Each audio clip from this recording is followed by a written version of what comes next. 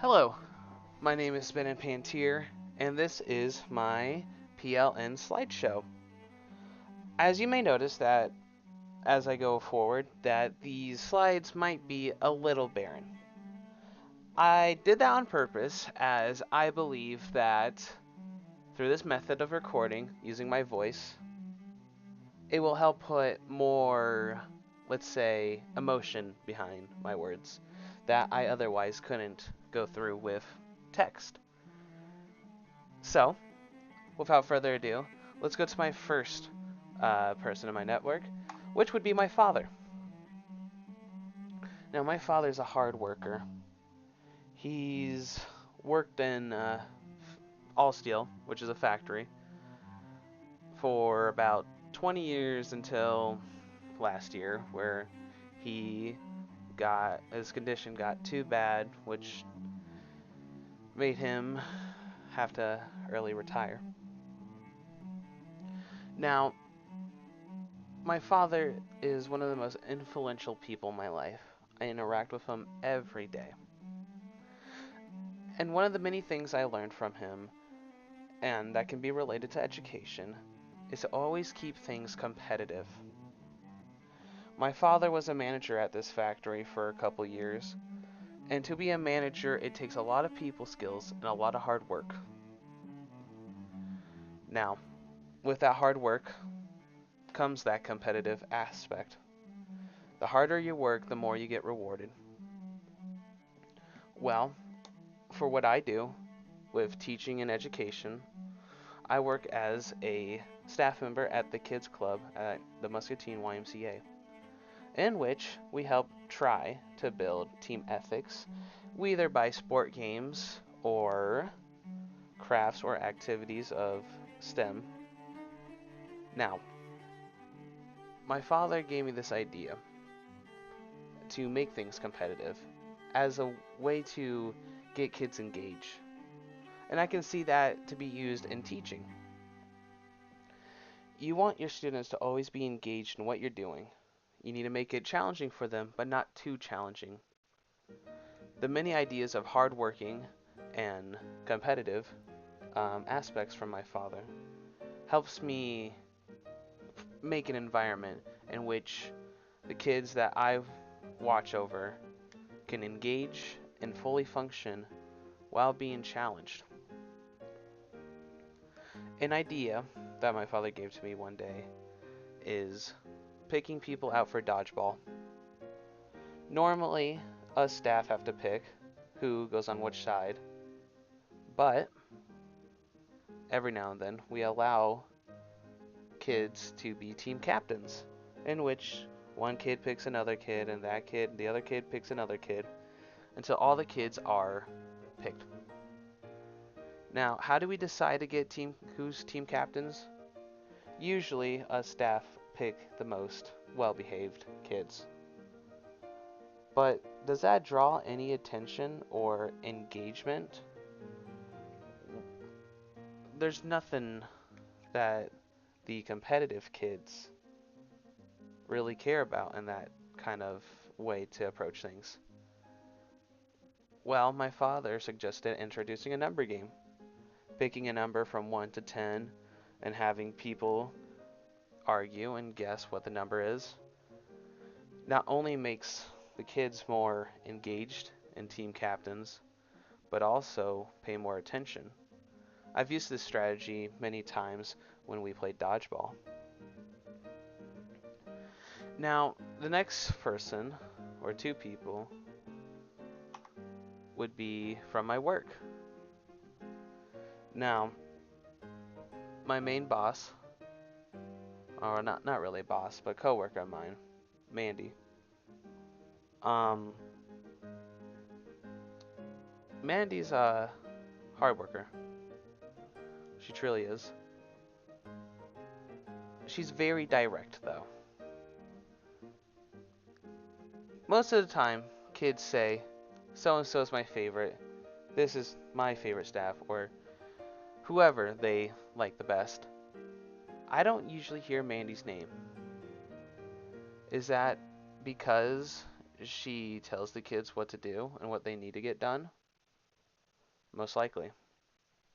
Compare it to another coworker of mine, James, who's more laid back and cares more about the kids' feelings, but isn't as efficient as getting them to do things. I see the effects that Mandy can have with the children and how James has with the children. I like the best of both worlds. I like being laid back, but not too overall friendly, as if you're too friendly with them, they don't want to listen. And if you're too friendly with them, then you don't want to make them do things. Finding the middle ground between controlling and being approachable is a fine balance that you need to maintain. I usually like adding emotion into the many things I say, which can bring up my next couple people, which at EICC. Mr. Cockrell has been one of my favorite EICC teachers, or, well, teachers of all time, really. He brings a personality to class. He is an amazing teacher because I really found a way to connect with him. He had a good choice of music, which is subjective, of course, but he also omitted his own faults, which is the same with Mr. Kaufman. Another thing that Cockrell did was make a lot of jokes during class, which gave him that friendly attitude. But he could also be very direct, which is how I aim to be when I become a teacher. That mid-ground where you can have the best of both worlds. Kaufman, on the other hand, did take more of a kind manner in his teaching, but he had experience, which helped him in the fact of being direct. He may not have been direct in his teachings, but just knowing his background helped with how he taught things. I have been alive for 20 years at this point. I may not have enough experience to amaze people, but I do have many stories that may give me experience and that, how can I say, role model kind of role. Next are my two Muscatine High School teachers that I remember. I didn't have Mr. Beck, but I had him during my in-class observation. Now, Miss Quo I had for 4 years for my foreign language class. Miss Quo is the most down-to-earth and nice lady you ever will meet. But does that make a good teacher? Personally, I think it makes it hard for her to be this nice. Now, she made a safe space for many students, but many students take that safe space and abuse it. What I plan to do when I become a teacher is to be able to make that safe space, but maintain it and maintain the educational value. Of course, I will have to be nice, but I'll have to be mean. Rule with an iron fist, but make it a little soft. Now, Mr. Beck, which is the teacher I met during my special education in class observation, he was very supportive. He complimented students on doing well. He encouraged students to do well. With the teaching style that he had was to be calm and collective and award students when needed, which is one of the most influential times I have been in a class. I really enjoyed his teaching style. Next are two YouTubers. Now, I said previously I love putting emotion in teaching things. Clint's Reptiles may not seem like a too extraordinary YouTube channel, but the way he presents himself to present said information, he always clearly states what his educational background is. He always dresses in a nice manner and always has an upbeat tone to his videos, which is hopefully what I bring to a classroom when I become a teacher. And last is a more internety kind of presenter, which is Wendigoon. He makes all sorts of videos, ranging from conspiracy theories to like video game content. But one thing I learned from this guy is that people love a good character. Many people online rave about this guy, about how funny and entertaining he is, but how they learn from him. To be a good educator, you not only need to teach the subject, but to catch the attention of your students.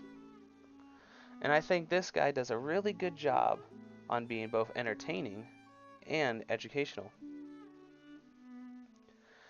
Mixing both of the arts of entertainment and education is another fine line every teacher should cross.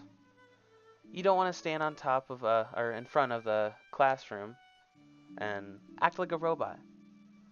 You want to be up there, you want to be having good movements, you want to have expressive face, and all sorts of things.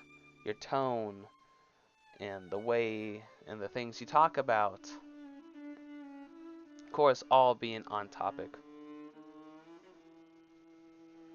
There are many things I really enjoy about education, whether that be through interaction with the people or having that sense of progress in life after allowing people to learn and form their own ideas. This includes my PLN. Thank you for listening.